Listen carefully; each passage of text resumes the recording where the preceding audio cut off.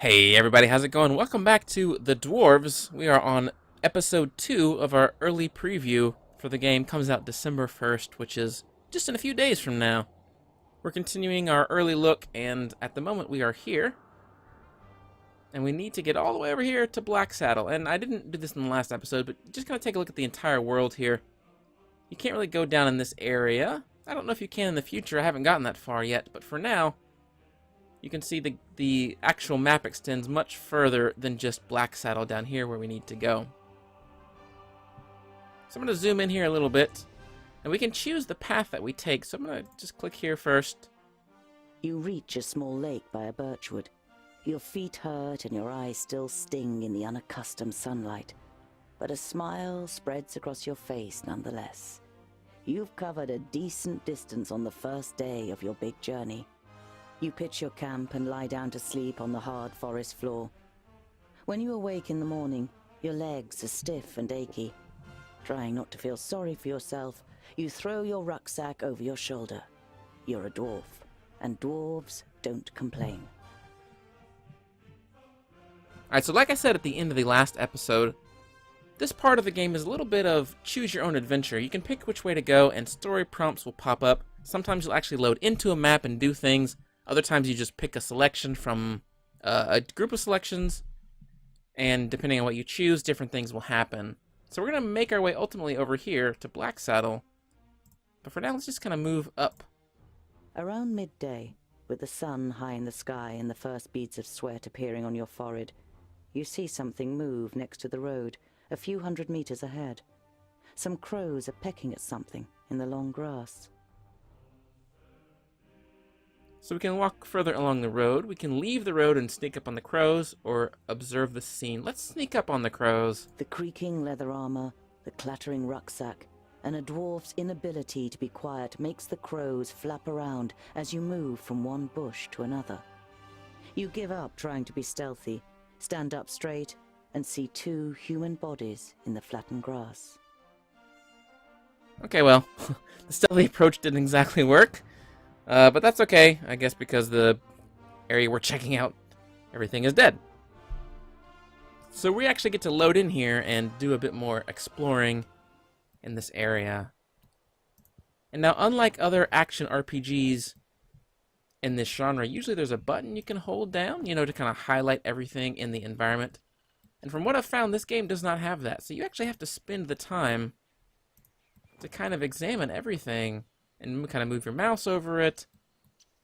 Similar to kind of like a point-and-click puzzle adventure game. Nothing. Okay, fine. You don't see any signs of a struggle in the area where the corpses are lying. Were they stabbed by a companion? A stranger could hardly have crept up on them with such sparse cover. Okay, let's look at the bodies. A slender man lies in front of you, dressed in an expensive robe. It is in the colors of Turgur the Fair-Faced, one of the 6 magi. The dead man must be one of Turgur's famuli. You don't see any wounds. So it looks like we can turn the body over. Ivrakus. There are some narrow stab wounds in the man's chest. The cuts are too big to have been made by arrows, but too small for sword wounds. So maybe daggers, or maybe magic is at work or something. Here we got the other body over here. We can check it out. You look down on a tall, broadly built man. He's wearing dark brown leather armor that is strengthened with iron plates. There's a sword lying next to him. Was he trying to defend himself against something? Or someone? There is no blood on the sword.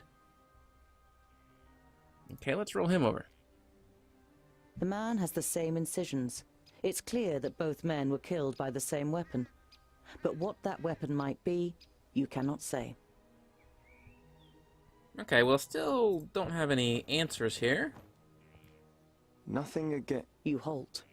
There is something. A rucksack. Did someone hide it in the bushes, or was it thrown in there?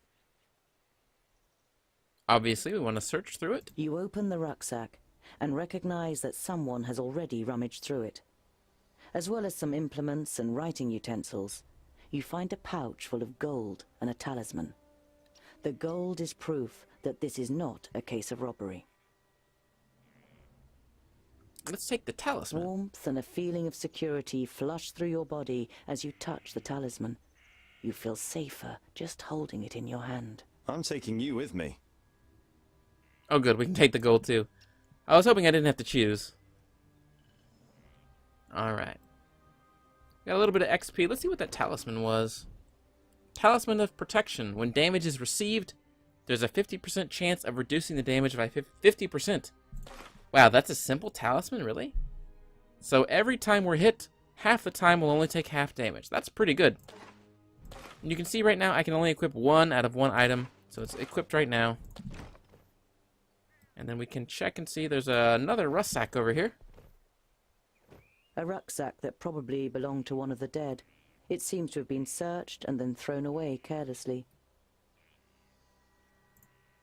You find a few implements, some provisions, and a map. A route is drawn on it from Parista, Nudin's capital, to Lotjonen's vaults. Does this mean that Turga the Fair-Faced is in Parista and wanted to send Lotjonen a message? And if so, why didn't he use magic? Did he want to contact him without anyone noticing? Why all this secrecy?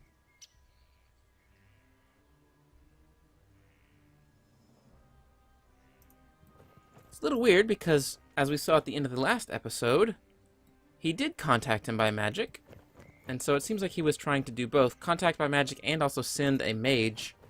Because this guy with the robes over here is a mage. So he wanted to do both, send a message by hand and by magic. So You scour the area once more and ask yourself what to do next. now, as far as I know, there's nothing else to find. I haven't scoured the entire area, but there could be more. For now, we're going to go ahead and let's bury the dead. We're respectful. We'll spend a few hours, or maybe a day. Bury the dead. And then return. It's time-consuming and strenuous work digging shallow graves in the ground with a stick, and covering the corpses with a few stones. But it should at least keep the crows from their feasting for a while. You continue on your way so as to put a few more miles between you and your grisly find before night falls. Here we are. We got a question mark up here. It might be worth checking out. Looks like there's a small village there, perhaps. Let's turn the music up a little. There we go. Unfortunately, everything jumps by 20. I wish it jumped by 5 or even 1, just so you could kind of tweak it a bit more. Hopefully you can still hear me just fine over this. Let's move on. We'll go to the question mark. You see a flickering light through the trees some way from the path. It might come from a campfire. Well, sneaking did not work out very well last time, so let's just approach the fire audibly so we don't make anyone scared. You walk towards the fire with confident strides until you finally make out 3 broad-shouldered men with axes. 2 rabbits are sizzling over the fire. The men are joking with one another, but you can only understand the odd word. They haven't noticed you yet. Well, I could choose to leave them alone, but I think it's more interesting if we try to engage. So let's just walk right up to them. We're kind of a young, 30-year-old naive dwarf, so maybe we would think, sure, we could just walk right up to them, right? Once you reach the edge of the firelight, you say amicably, Greetings. My name is... The men jump up and grab their axes. Who's there? Well, I'll be. Is that a groundling? The men look you over suspiciously. I'm a traveler, and I would have nothing against a warm fire and some company. My name is Tungdil. I'm only a traveller who would have nothing against a warm fire and some company.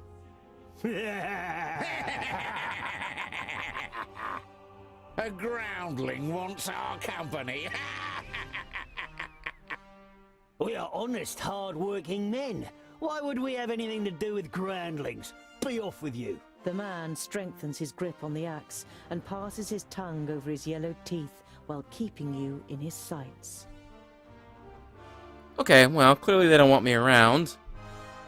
I'll go if I'm not welcome. You shrug your shoulders indifferently and take 3 small steps backwards without taking your eyes off the men. All right, if I'm not welcome here, then I'll go. Good. And don't even think about coming back to stab us in the back or steal from us. We'll keep guard. There's nothing here for groundling scum. Okay, well, fine, we'll just Although leave. your heart is beating wildly, you turn around and walk back to the path without saying a word. Crawl back underground. You try to ignore the ridicule. It was a clever decision to go. You're not a good fighter, and taking on a bunch of woodcutters is not part of your mission. Well, clearly, people don't perceive dwarves with kind of the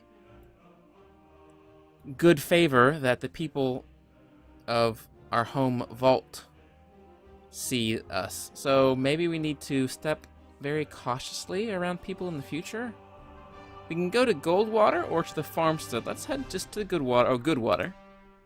You look down on a large village on the banks of the Warder. Some of the village is built on stilts in the river.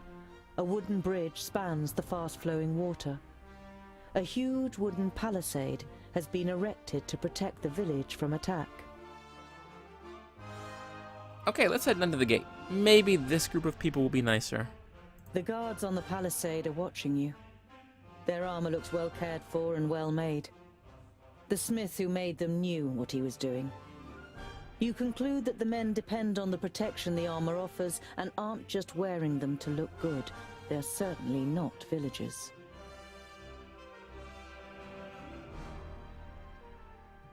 Alright, well, I didn't get this when I played through this last time, so this is completely new for me. I have no idea what's going to happen. It could be very bad. But hopefully not.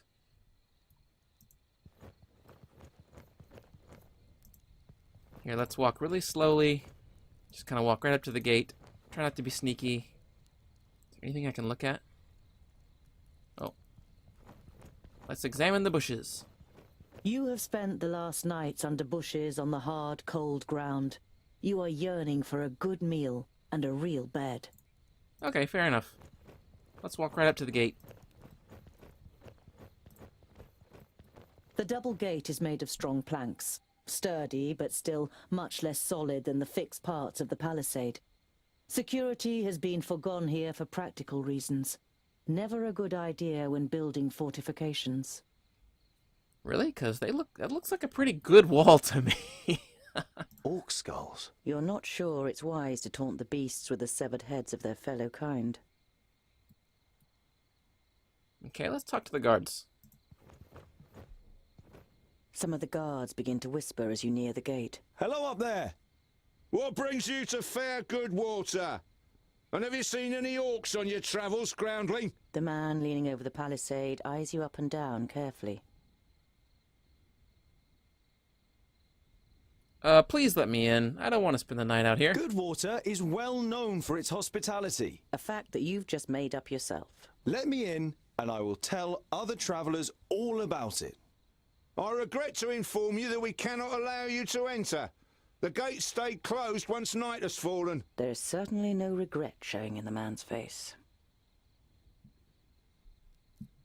Alright, I could try to bribe them, or I could just leave. Talk about the skulls, I guess, the interesting decorations, or your gate doesn't make a very stable impression. I could take a look at it. I know about these things. I am a dwarf. Crafting and craftsmanship is in my blood, so maybe that's the way to go. I'm a blacksmith and a dwarf. Let me tell you, your gate might look solid, but it won't withstand a real orc assault. The murmuring all around him makes the man pause for a moment. If anyone else had criticized the stronghold, they'd have been laughed down and shooed away. But no one understands defense systems like the dwarves. A dwarf blacksmith who just happens to be standing in front of our gate? Well, I'm a farrier, but I've read about it. I could tell him that I don't actually know anything. Or I could lie. Of course, I'm responsible for the defense of the High Pass and the Blue Range. That's right. I can see to it that orcs crack open their skulls on your gate, just like at home on the High Pass. Skulls that add up to hard cash for you. You only know about the secondling stronghold from books, but you can see in the man's face you've pushed the right buttons. All right, then. You can spend the night in the village. You begin work tomorrow morning, and it had better work like you promised. Of course. It's a trifle. Awesome. So it looks like I get to exchange some warm food and a warm bed for hopefully upgrading their After a palisades. meal, you spend the night in the comfort and shelter of a Goodwater tavern. The next morning, you feel fully refreshed. You strengthen the gate with cross braces of wood and iron, using your experience and skill. Now it should be able to withstand an attack for much longer. Mercenaries and villagers alike watch you work, clearly impressed. As you finish, a man approaches you. Well done, dwarf. We were right to bring you into our village. The village grew rich through bridge tolls, and this wealth must be defended.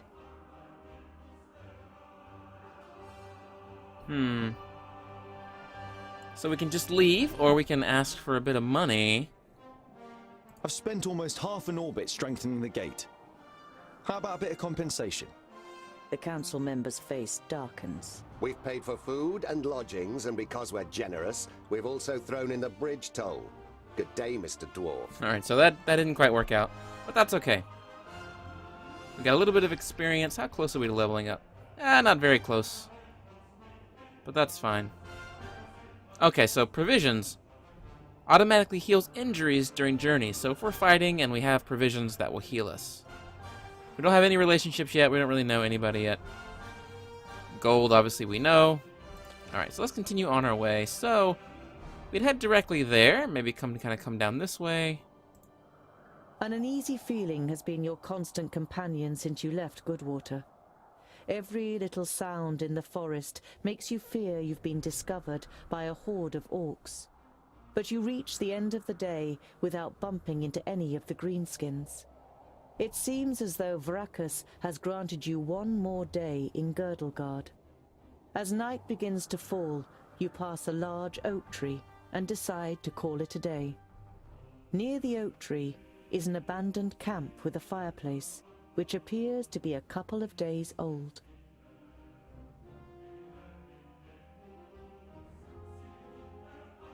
Okay, so we can set up the camp at the old fireplace and sleep there.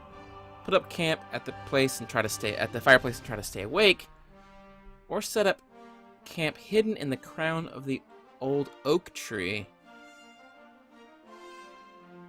Well, if it's an old fireplace, it should be safe. You So let's take go ahead and over just the sleep right abandoned here. camp as your own. Whoever slept here before clearly left again without any problems. You see that as a good omen and lie down to sleep. You dream of orcs who creep up on you in the night, and even imagine you can smell the rancid fat of their armor. The stench gets stronger and makes you gag. You force your eyes open and look straight into the face of an orc who's holding a knife to your throat. Before you fully realize the hopelessness of your situation, you feel the blade cutting through your jugular. The last thing you see is a group of orcs baring their teeth coming towards you. Then everything turns black. Huh, well, okay. That's awful. Let's load up that autosave. Jeez, I didn't think we could just die like that. Okay, well, I guess that serves me right for being careless and just sleeping out in the open. So hopefully we autosaved right there. We did. Good. An uneasy as We know what this says. We're gonna actually set up in the tree itself. You swing yourself up the trunk and then pull up your baggage after you. You're prepared to sleep in a tree like a bird if it means escaping the orcs' attentions. You sling your rope twice around your stomach and the trunk of the tree to stop you from falling accidentally. You close your eyes and dream. You see North Pass and smell the fresh, icy wind that sweeps over the peaks of Great Blade and Dragon's Tongue. But the harmony is interrupted by the hideous roar of an unending flood of orcs throwing itself unceasingly against the fortification. You smell the disgusting green blood of the orcs and taste the rancid fat of their armor on your tongue. The bitter taste becomes stronger until it's unbearable and wrenches you out of your dream. You open your eyes and are surprised at the brightness as a glance at the sky confirms that it's still night. Your eyes move towards the ground, and what you see makes the blood in your veins freeze. Oh, okay, alright. We're gonna get to fight some orcs, maybe, or just hide from them?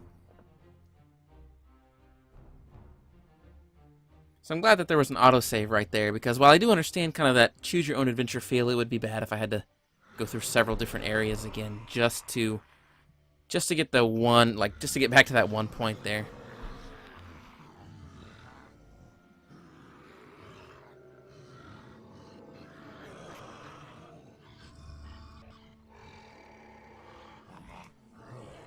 I am Synthras of Son Balsur. My master, Nod On the Doublefold, ruler of the perished land, has elected you, the lords of Taboribor, to be the sword that conquers the south. You mean you want us to put our necks on the line and be killed by some magus?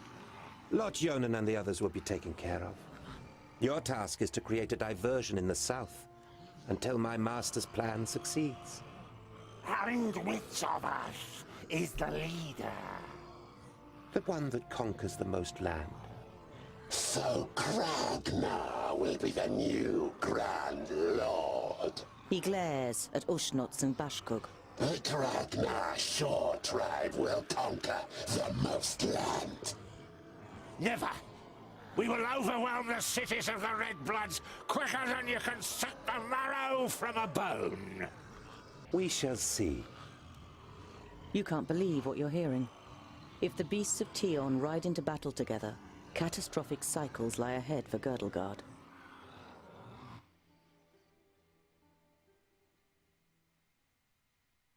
Alright, looks like we were in the wrong place at the right time. So now we kind of know the enemy plan is to use the orcs to attack all the cities. The night in the oak tree was the worst of your life. You spent every single moment afraid that you would be found and savaged by the orcs. But as the first rays of sun broke through the treetops, the orcs abandoned their camp and left without discovering you. Okay, great. Let's observe a little Better longer. safe than sorry. Your eyes scan the deserted camp, and you listen carefully for any noise. But you don't see or hear anything suspicious. Okay, good. Let's do it again. Better safe than Let's do it again. better safe than Let's do it again. better safe better safe than Okay, I guess we're fine. Let's climb out of the tree.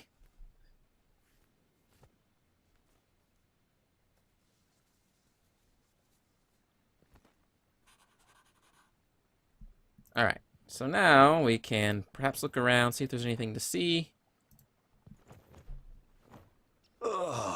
You're overcome by the urge to vomit. You have, of course, heard the stories, but seeing with your own eyes that orcs actually do eat humans is a long way from just reading about it. This is the place. I knew it was here. Come on then, find that stupid necklace. Hey, Fuskar, in front of you. A grounding, perfect for a spotted breakfast. I could draw the axe and try to fight, or just throw it and then run. You know, there's only 6 or 7 of them, so I think we could do it. You know that you're no warrior, but you want to face the orcs as a child of the Divine Smith. Perhaps you'll manage to kill at least one of them, so as not to appear so undwarven in Maybe this is a bad Varracus' idea. eyes. I'll give you something to chew on. Vracus made us of stone.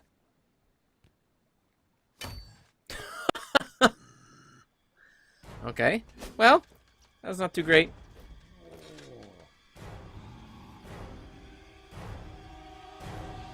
Oink, oink, little piggies!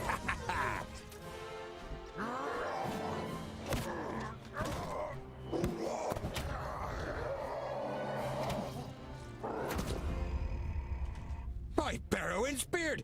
How did you manage to lose your weapon? Go and get it, and this time, hold it tight. Hey, that one was mine! You're just too slow, dear brother. Too slow? Just wait.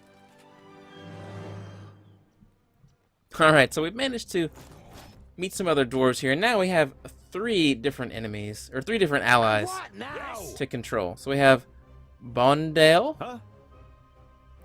Tungdil, which is our main character here, and Boindil. So Boindil, Bondil, Dal, I don't know, whatever, close enough. So we need to kill 33 orcs. Yes. So I think what I want to do is I want to take everybody. We're kind of spread out right now, but we want to kind of be together. So let's maybe form up over... I'm trying to think of like a small area where we could kind of hold a line here. Let's move everyone back this way. Hopefully Tungdil can get free. There we go. And then we'll kind of focus our... No. Okay, you guys move here. There we go. What now? What is And now we can kind of focus our attacks on my way? like With this. pleasure. There we go. So we can form a bit of a line here now. At once. Yeah, see that music feels awfully loud now. Let's turn it back down. There we go. And now I can hear myself. I couldn't even hear myself before. So let's take a look at Boindel. He's got Mighty Blow, which we're familiar with, and Eruption pushes all enemies back with a chance to knock them down. And we know we have Blacksmith's Blow and that Talisman of Protection, which we can use to reduce some damage. And then Boindil has Leap, which we know, and Blade Storm, which is a multitude of blows. Rain down a multitude of blows on enemies. So we can go ahead and use that maybe now. Okay, wow, that straight up killed them. Yes. Okay, nice. What is it? We'll go ahead and use Mighty Blow. Oh, it looks like we're actually getting attacked from the back a little bit now here, too. Oh, good, we got him knocked out. We can execute him. There we go, got him. Good. End it. Huzzah! And we will do our Of course. Blade Flurry here. Yes. Say goodbye forever. I kind of went up on this rock here. That's actually maybe a good is it? idea.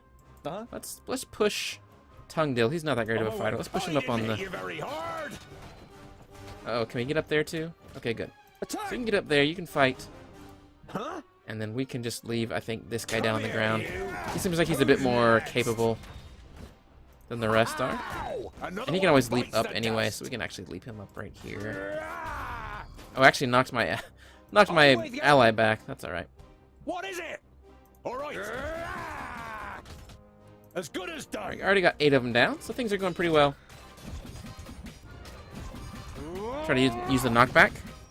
Oh wow, that was good. Okay, let's bring our allies back up here. I was hoping they could only walk up on the rock like in 1 or 2 places, but it looks like they can kind of get up anywhere, so that's not the best.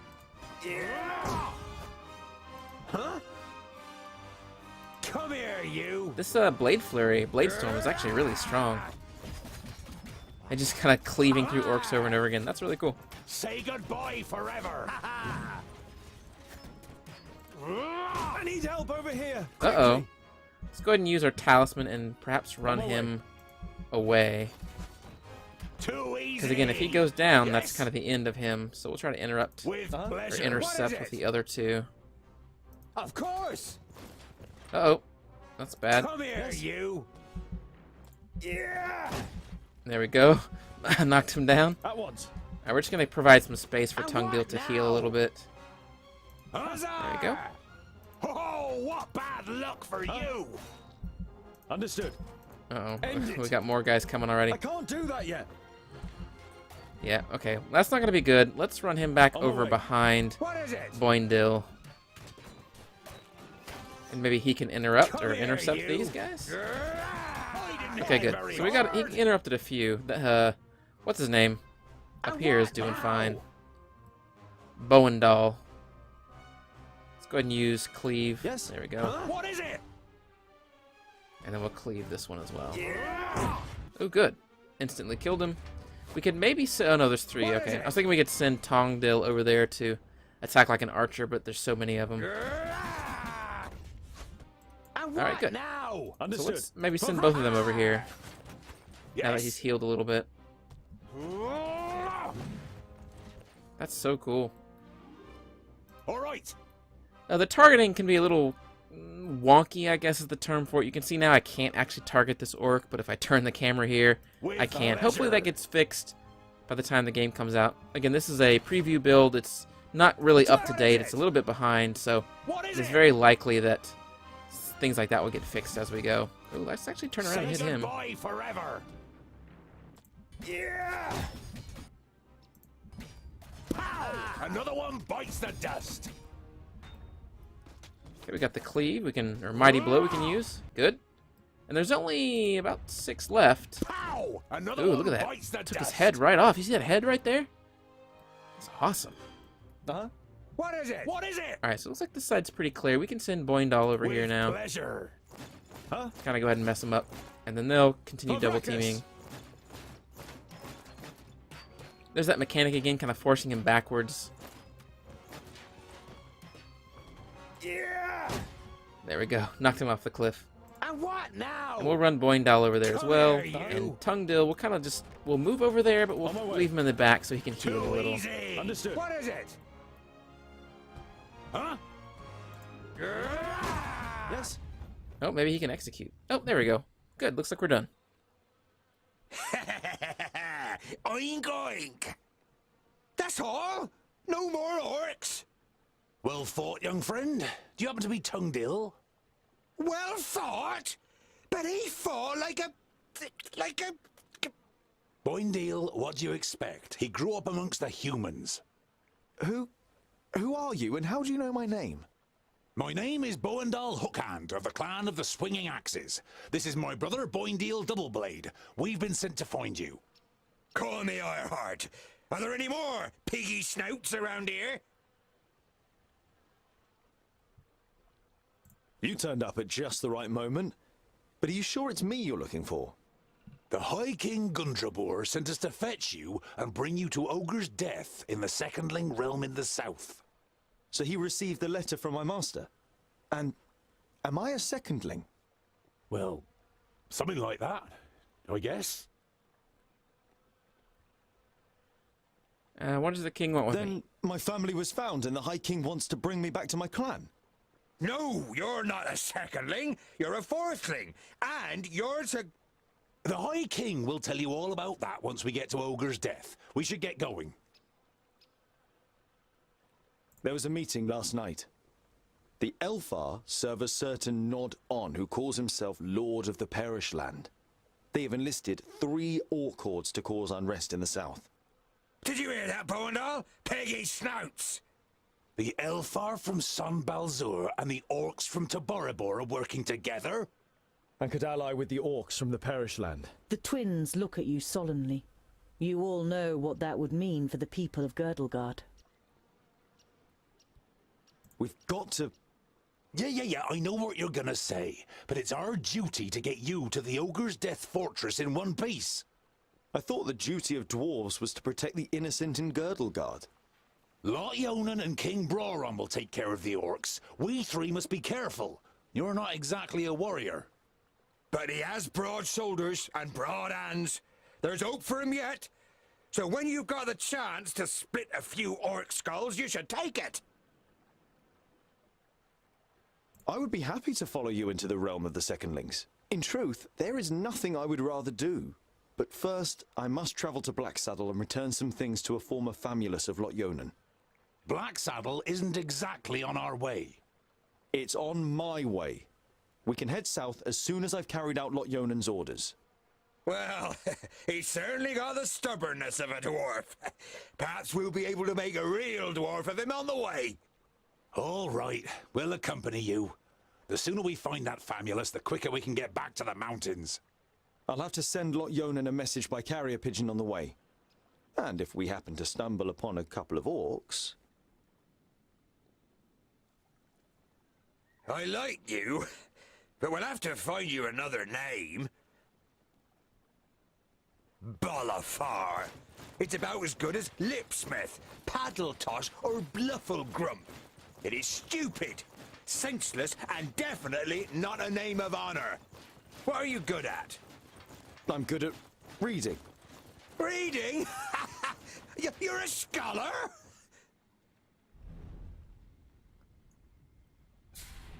Alright, we've hit level 2. That's Tungdil. They're kind of making fun of his name there. Hopefully we'll get a new one.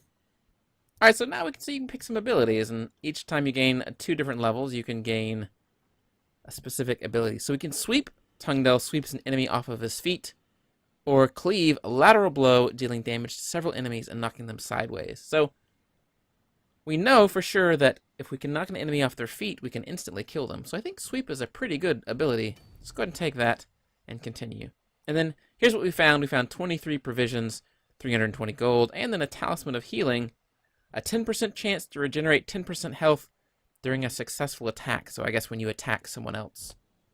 Not quite as good, I don't think, as the defensive talisman we have, but still pretty good.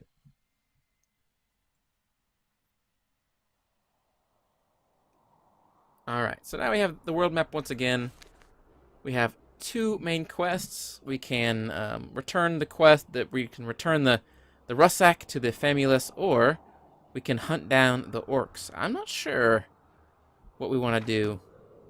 I think I'll have to decide that in the next episode. Thank you guys so much for joining me for episode 2 of our preview of The Dwarves by King Art. This is episode 2, as I said. We're going to do 2 more episodes today, knock out about another hour of gameplay for you so that you can see the early parts of the game. If you had a good time, please consider hitting that like button in the bottom right there, or subscribing to the channel down in the bottom left there to see all kinds of cool content in the future. I'll see you next time.